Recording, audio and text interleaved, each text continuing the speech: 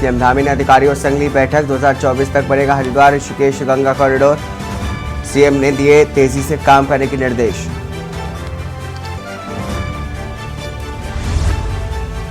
विकासनगर में युवाओं और कांवड़ियों के बीच हुआ विवाद, जमकर के हुआ पथराव और वाहन किए गए क्षतिग्रस्त।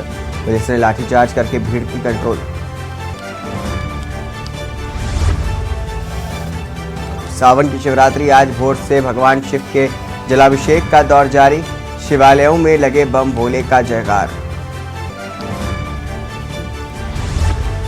आसमान से बरसी आफत, हरिद्वार रुड़की में कई गांव जलमग्न। कमर तक भरा पानी, हर तरफ दिखा बर्बादी का मंजर। देहरादून में रात भर हुई बारिश से राजधानी की सड़कें जलमग्न। पटरी पर आया मलबा। दिल्ली, बनारस और अमृतसर की ट्रेनें रद्द।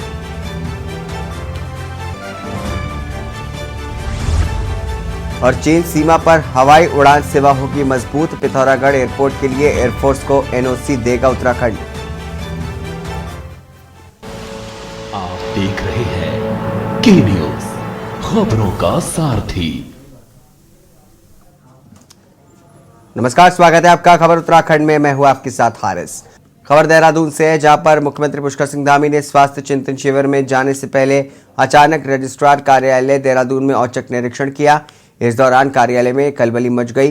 मुख्यमंत्री सीधे रिकॉर्ड रूम में पहुंचे और वहां औचक निरीक्षण करने लगे, जहां पर उन्होंने देखा कि रिकॉर्ड रूम में कई जगह सीसीटीवी कैमरे नहीं लगे हुए थे और साथ ही कई जगह दस्तावेजों में दीमक लग चुकी थी, जिस पर मुख्यमंत्री ने कड़ी आपत्ति जाहिर की। आपको बता दें कि बीते काफी समय से देहरादून में कई जमीनों के रिकॉर्ड में हेराफेरी की बात सामने आ रही थी, जिस पर देहरादून जिलाधिकारी ने जांच की बात कही थी।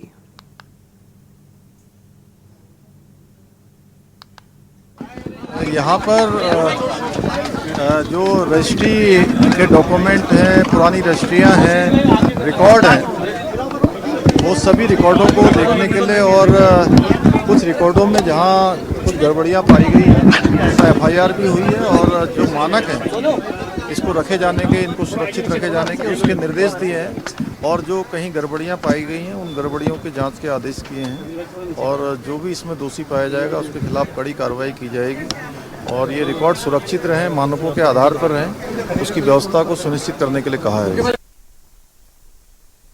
धर्मनगरी हरिद्वार में देश की सबसे बड़ी कांवड़ यात्रा में करोड़ों की संख्या में शिव भक्त कांवड़िए हरिद्वार से मां गंगा का पवित्र जल भर करके अपने अपने मंजिल की ओर रवाना हुए हैं। बता दें कि इतनी बड़ी संख्या में कांवड़िए आने के बाद शासन और प्रशासन द्वारा बड़े पैमाने पर व्यवस्था के साथ ही सुरक्षा की दृष्टि से चप्पे चप्पे पर पुलिस फोर्स की तैनाती की गई। अखिल भारतीय अखाड़ा परिषद के अध्यक्ष श्री महंत रविंद्रपुरी महाराज ने कांवड़ मेले को सकुशल संपन्न कराने के लिए पुलिस प्रशासन का आभार व्यक्त किया। साथ ही हरिद्वार जनपद के लक्सर क्षेत्र में बाढ़ से प्रभावित लोगों की मदद करने के लिए सामाजिक संस्थाओं से आगे आने की अपील भी की।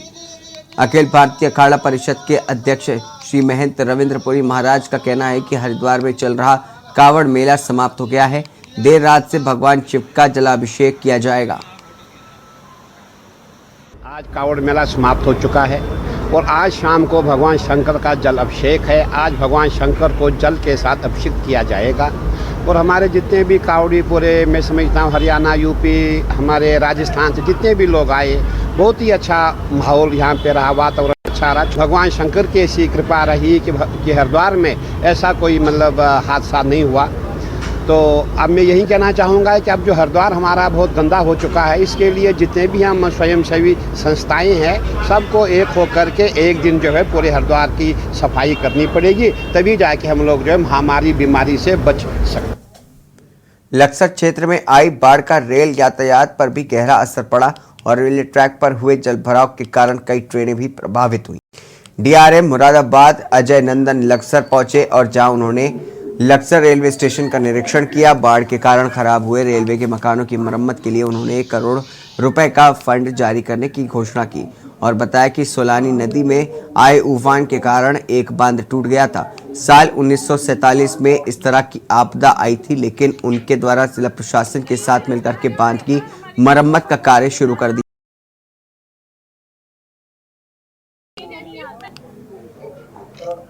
इस घटना से जो पानी हुई है इससे कोई लेना देना नहीं है। ये एम्बुलेंस मतलब यहाँ पे कंप्लेन रही है कि यहाँ पे कम काम हो पाता है, यहाँ पे सुपरविजन की समस्या है और कुछ फंड की समस्या थी। सुपरविजन के लिए भी हमारे निर्देश है कि यहाँ पे एक डेडिकेटेड IOW यहाँ पे अलग से रखा जाए ताकि वो यहाँ पे खास ध्यान दे सके। और क्योंकि बाढ़ के दौरान जो है वो काफी ज्यादा डैमेज घरों को हुआ है, उसके लिए 1 करोड़ रुपए का स्पेशल फंड यहाँ पे स्वीकृत किया जा रहा है।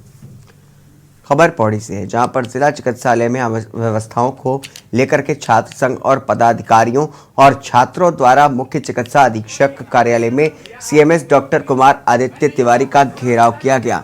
इस दौरान नाराज छात्र नेताओं ने जम करके हंगामा किया। बता दें कि रोज एक स्कूटी एक्सीडेंट में रेफर हुए छात्र को एम्बुलेंस जल्द मुहैया न कराने से नाराज छात्रों ने CMS के इस्तीफे की मांग करके मुख्य चिकित्सा अधीक्षक के इस्तीफे की मांग कर रहे छात्रों का आक्रोश मुख्य चिकित्सा अधिकारी डॉक्टर प्रवीण कुमार के समझाने के बाद शांत हो सका, जिसके बाद जाकर के छात्र शांत हुए। CMS ने बताया कि PPP मोड में संचालित होने के कारण काफी परेशानियों का सामना करना पड़ रहा है, लेकिन फिर भी व्यवस्थाओं को दुरुस्त करने की कोशिश की जाएगी।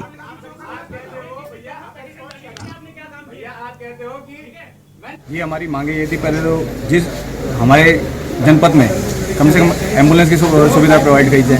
यहाँ पे एम्बुलेंसें खड़ी हैं तो कोई कहता है कि चल नहीं सकती हैं, ये एम्बुलेंसें केवल खड़ी हैं। उन एम्बुलेंसों में जाके शराबें पी जाती हैं, तब वो एम्बुलेंस सुचारू रूप से चलती है। मरीज अगर यहाँ खड़ा है तो उससे पहले बिल मांगा जाता है कि भैया हम आपको रिफर तब करेंगे, हम आपको बाहर तब भेजेंगे, पहले आप यहाँ बिल दीजिए। तो क्या वो बिल मरीज की जान से ज़्यादा जरूरी है? हम इस निमित्त जब CMS साहब को हमने फ़ोन किया गया तो उनके शब्द ये थे कि मैं नहीं आऊँगा, मुझे नौकरी से निकाल दो, तुम जो करते हो कर लो। ये क्या किसी अधिकारी को ये शोभा देता है कि वो इस प्रकार की भाषा शैली का इस्तेमाल करे, वो भी छात्रों के साथ, जब छात्रों का यहाँ पे मामला चल रहा था। देखिए सर, कल दिन में एक केस हुआ है, 2 बच्चे हमारे कैंपस के गिर गए थे स्कूटी से, उनकी चोट आ गई थी, एक की सर में इंजरी आई थी और एक की नाक की हड्डी टूट गई थी। तो एक को यहाँ से इंद्रेश के लिए रेफ़र किया गया। तो इंद्रेश के लिए जब रेफ़र किया गया तो यहाँ पे एम्बुलेंस की एक भी सुविधा नहीं थी। 3 एम्बुलेंस खड़ी थी, तीनों में से एक के टायर खराब, एक के ब्रेक नहीं लगते हैं, एक में कुछ और खराबी थी। एक एम्बुलेंस इनकी ऑलरेडी कहीं गई हुई थी मरीज को लेकर। तो ऐसी स्थिति में देखिए, मतलब अगर यहाँ पे एम्बुलेंस नहीं होगी तो इंद्रेश जाने तक मरीज मर जाएगा, उसकी जिम्मेदारी कौन लेगा? जब CMS साहब को कॉल किया गया, उनको बताया गया कि आप यहाँ पर आइए, ऐसी ऐसी समस्या है, तो उनका वहाँ से जवाब होता है कि मैं नहीं आता हूँ, मैं दवाई खा के सोया हुआ हूँ।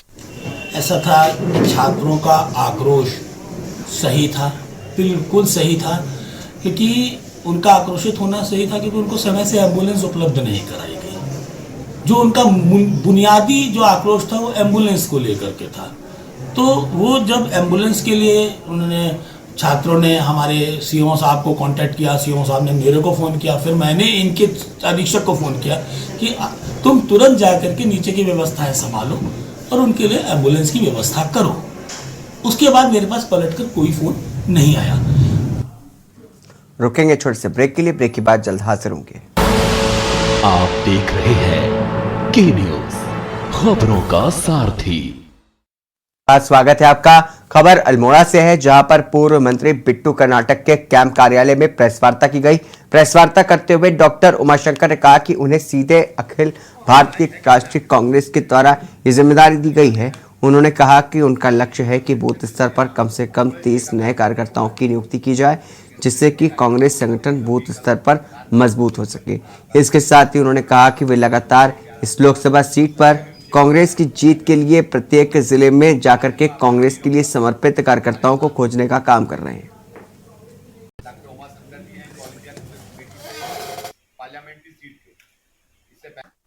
देखिए, LDM का बेसिकली अभी हमने बताया आपको, लीडरशिप डेवलपमेंट मिशन, हम 2 तरह से इसमें काम कर रहे हैं। पहला, बूथ कमेटियों तक पार्टी को मजबूत करना, दूसरा न्यू लीडरशिप को अपॉइंट फाइंड आउट करना, सेकंड लाइन जनरेशन जो हमारी लीडरशिप है उसको फाइंड आउट करना। तो दोनों तरह से हम काम कर रहे हैं। जो फर्स्ट फेज है हमारा पहला वाला, उसमें हमने नए अपॉइंटमेंट असेंबली कोऑर्डिनेटर्स नियुक्त करे हैं और AICC से भी उनको अप्रूवल करा लिया है, PCC से भी करा करके हमने यहाँ मैसेज दे दिया है। खबर रुड़की से है, जहां पर रुड़की के सिविल लाइंस स्थित एक निजी होटल में बहुजन समाज पार्टी के पदाधिकारी और विधायकों ने जिले में बारिश और बाढ़ से हुए नुकसान में लोगों की आर्थिक मदद करने की बात कही। जनता को धरातल पर मदद की आवश्यकता है। इस दौरान पत्रकार वार्ता में मंगलौर विधायक हाजी सरवत, करीम अंसारी, लक्सर विधायक मोहम्मद शहजाद, बसपा प्रदेश अध्यक्ष समेत तमाम पदाधिकारी मौजूद रहे। चौधरी शीशपाल सिंह ने कहा कि हाल ही में आई आपदा के चलते तमाम जगह हालात बद से बदतर हो गए हैं और लोगों के घर में पानी डूब गए हैं। बता दें कि लेकिन सरकार के द्वारा किसी भी तरह की मदद पीड़ित परिवारों को नहीं दी जा रही है। बारिश और बाढ़ के बाद जिले के हालात बहुत ही खराब है। ट्रिपल इंजन सरकार पूरी तरह से फेल है।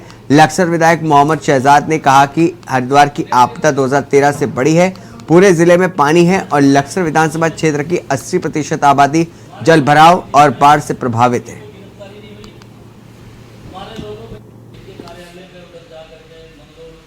कावड़ खत्म हो गई है। मैं आपके माध्यम से कहना चाहता हूं सरकार को कि अब सिंगल ध्यान होना चाहिए आपदा प्रभावित लोग। जहां किसान का नुकसान है वहां मजदूर का भी नुकसान है, वहां दुकानदार का भी नुकसान है। गरीब लोगों के घर भी डैमेज हो गए, बैठ गए, गिर गए, टेढ़ आ गई। उनकी मदद भी होनी चाहिए। 1-2 किलो के पैकेट से काम नहीं चलेगा। खाद्यान्न वितरण हो, राहत सामग्री बटे और कैश में भी लोगों की मदद होनी चाहिए। के सामने माननीय विधायक जी ने भी और मैंने भी अपनी बातें रखी हैं। खासकर जो आपदा है, जिन लोगों के घरों में 3-3 फीट पानी है, 4-4 फीट पानी है, उनको माननीय विधायक जी ने कहा है आपके सामने। मेरा भी यही कहना है कि उनको सुविधा मिलनी चाहिए और जो उनके ऊपर जिस तरीके की कोई देनदारियाँ हैं, कर्जे हैं और हैं, उनसे उनको मुक्ति मिलनी चाहिए। मदद अगर सरकार करती तो माननीय विधायक जी को मुझे यहाँ बैठना ना पड़ता। खाली बातों से थोड़ा ही कोई काम चलेगा।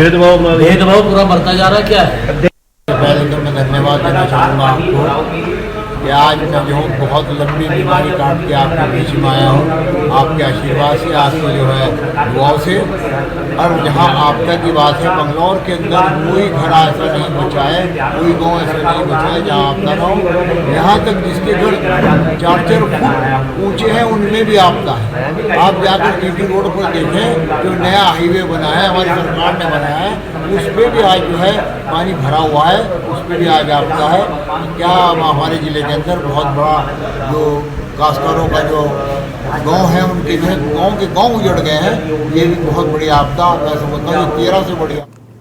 रोकेंगे छोटे से ब्रेक के लिए। ब्रेक के बाद जल्द हाजिर होंगे। आप देख रहे हैं के न्यूज़, खबरों का सारथी। ब्रेक के बाद स्वागत है आपका।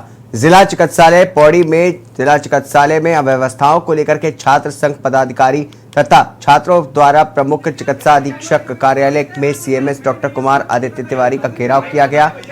इस दौरान नाराज छात्र नेताओं ने जम करके हंगामा काटा। जिला चिकित्सालय में अव्यवस्थाओं को लेकर के खूब खरी-खोटी भी सुनाई। इस दौरान बीते रोज एक स्कूटी एक्सीडेंट में रेफर हुए छात्र को एम्बुलेंस जल्द मुहैया न कराने से नाराज छात्रों ने सीएमएस के इस्तीफे की मांग की। वहीं इस दौरान जिला चिकित्सालय पौड़ी के सीएमएस डॉक्टर कुमार आदित्य तिवारी तथा एमएस डॉक्टर अड्डावाला विजय बाबू द्वारा उन्हें समझाने का प्रयास किया गया। प्रमुख चिकित्सा अधीक्षक के इस्तीफे की मांग कर रहे छात्रों का आक्रोश मुख्य चिकित्सा अधिकारी डॉक्टर प्रवीण कुमार के पहले बाद में ही शांत हो सका। बता दें कि अधिकारी प्रवीण कुमार ने छात्रों को समझाया। इस दौरान छात्रों से कुछ समय बाद मिलने को कहा गया तो सीएमएस डॉक्टर कुमार आदित्य तिवारी द्वारा अपने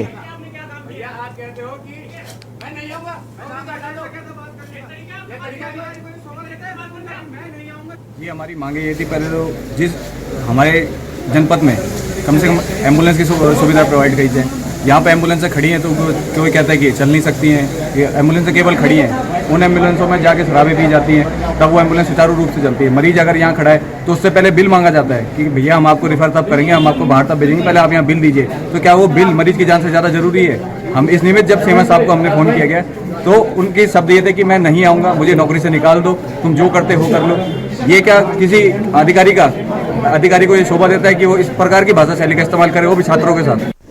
ऐसा था कि छात्रों का आक्रोश सही था, बिल्कुल सही था, क्योंकि उनका आक्रोशित होना सही था क्योंकि उनको समय से एम्बुलेंस उपलब्ध नहीं कराई गई। जो उनका बुनियादी जो आक्रोश था वो एम्बुलेंस को लेकर के था। तो वो जब एम्बुलेंस के लिए उन्होंने छात्रों ने हमारे सीओ साहब को कांटेक्ट किया, सीओ साहब ने मेरे को फ़ोन किया, फिर मैंने इनके अधीक्षक को फ़ोन किया कि तुम तुरंत जा करके नीचे। हल्द्वानी डहरिया निवासी पेशे से इंजीनियर लोकेश गुणवंत ने शहर में एक कबाड़ का स्टार्टअप शुरू किया है, जहां वो ऑनलाइन कबाड़ की खरीदारी कर रहे हैं। अगर आपको कबाड़ बेचना है तो घर बैठे स्क्रैप डोर ऐप पर ऑनलाइन कबाड़ बेच सकते हैं। लोकेश की ये ऐप भी अनुराग असाटी की ऐप की तरह ही काम करती है।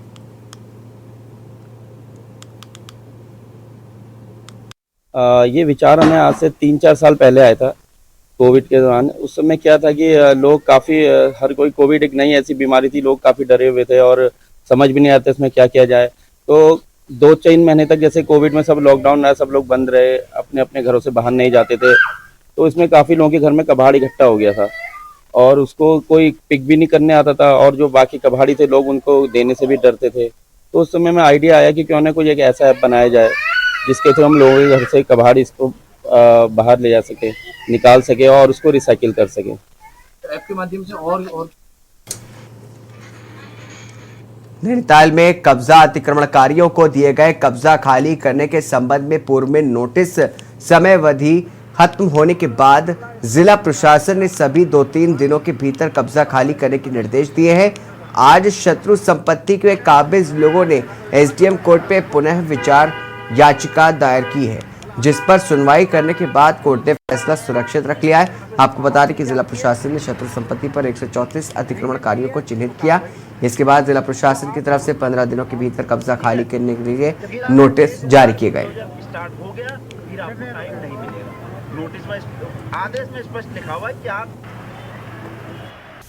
हम लोगों ने आज एसडीएम सर की कोर्ट में मेरे सीनियर अखिलेश कुमार शाह, मैंने और सरिता बिश जी, हम लोगों ने आज एक रिव्यू पिटीशन फाइल करी है, जिसमें कि एसडीएम कोर्ट ने अपना जजमेंट रिजर्व कर लिया है।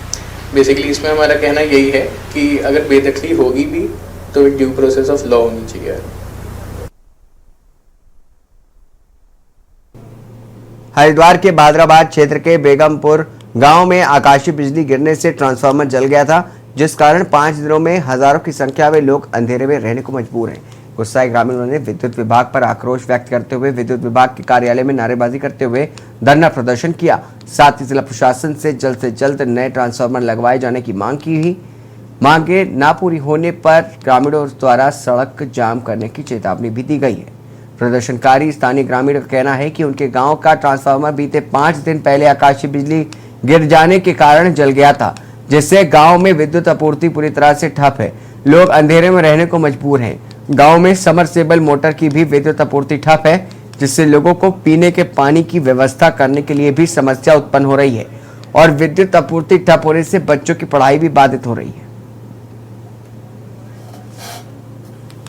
बेगमपुर से आ रखे हैं, पूरा गांव बच्चा परेशान है अंधेरे में, और इंडस्ट्रियल एरिया है हमारा। सबसे ज्यादा बिल जमा हमारे गांव का होता है। 4 दिन से बच्चे पानी के लिए परेशान, लाइट के लिए परेशान, और आसपास के खेत में तो सांप निकल कर आ रहे। अब बच्चे किराएदार भी रह रहे हैं, वहां पर सांप का इतना खतरा है कि किसी के पैर के नीचे आ जाए। अंधेरे में कुछ ज्यादा है। बिजली की इतनी परेशानी हो रही है, हर आदमी कहाँ सोए कहाँ नहीं। और हमने एप्लीकेशन भी दे दी, एक्शन के यहाँ दे दी, बिजली विभाग में दे दी, विधायक के समीप भी हमने जाकर अपनी अरदास लगाई। इस बार हमारा 11 तारीख का जला हुआ है बिजली, आकाशीय बिजली गिरने की वजह से। सबको सूचना दे दी गई, मगर बिजली विभाग जागने के लिए तैयार नहीं है। खबर विकासनगर के, जहां पर पचवा दून क्षेत्र में पिछले कुछ समय से सामने आए मामलों को देख करके ऐसा लगता है कि यहां पर सांप्रदायिक तनाव बनाकर के क्षेत्र का माहौल खराब करने की कोशिश की जा रही है। कुछ ऐसा ही देर रात सहसपुर थाना क्षेत्र के रामपुर में भी सामने आया, जहां पर कांवड़ियों और स्थानीय लोगों के बीच हुए किसी विवाद को लेकर के सांप्रदायिक रंग देने की कोशिश की गई। गनीमत ये रही कि सहसपुर थाना प्रभारी गिरीश नेगी की सूझबूझ मौके पर पहुंच गए। बता दें कि आलाधिकारियों की तत्परता से सांप्रदायिक तनाव पैदा कर रहे लोगों के इस मंसूबे कामयाब नहीं हो पाए। वहीं अफवाह के चलते आक्रोशित हुए कांवड़ियों को शांत कराया गया। देखिए, कल करीबन 10:30 बजे ये सूचना आई थी कि यहाँ से कांवड़ जब जा रही थी तो किसी के द्वारा पत्थर फेंका गया है। तो उसी में दोनों पक्ष जो हैं वो आमने सामने आ गए थे और इनकी बीच में इनके मारपीट वगैरह हुई है। तो पुलिस इसमें पूरी कार्रवाई कर रही है। इसमें हमने मुकदमा भी कल दर्ज कर लिया गया है और पुलिस इसमें चिन्हित कर रही है कि कौन असामाजिक तत्व हैं जिनके द्वारा ये कृत्य किया गया है, और उनके विरुद्ध हम बिल्कुल प्रभावी कार्रवाई करेंगे। सितारगंज में सगे पिता ने नाबालिग बेटी के साथ बलात्कार किया। आरोपी ने 2 दोस्तों से भी बेटी की अस्मत को लुटवा दिया। बता दें कि जिस वजह से नाबालिग गर्भवती हो गई, नाबालिग के गर्भ ठहरने का पता लगने के बाद उसकी दादी ने आरोपियों के खिलाफ पुलिस को तहरीर दी। पुलिस ने 3 आरोपियों को गिरफ्तार कर लिया है। शक्ति फार्म क्षेत्र के एक गांव निवासी बुजुर्ग महिला ने पुलिस को दी तहरीर में आरोप लगाया कि उसकी 12 वर्षीय पोती के साथ उसके ही पिता और 2 दोस्तों ने मिलकर के दुष्कर्म किया, छेड़खानी की, जिस वजह से उसकी नाबालिग बेटी गर्भवती हो गई। नाबालिग को जब उल्टियां हुई तो वो डॉक्टर के पास गई। डॉक्टर ने चेकअप के बाद नाबालिग के गर्भ ठहरने की जानकारी दी, जिसके बाद नाबालिग ने सगे पिता और उसके 2 दोस्तों पर दुष्कर्म का आरोप लगाया। पुलिस ने दादी की तहरीर पर पिता समेत 3 आरोपियों को बेटी के साथ दुष्कर्म करने के मामले में गिरफ्तार कर लिया है।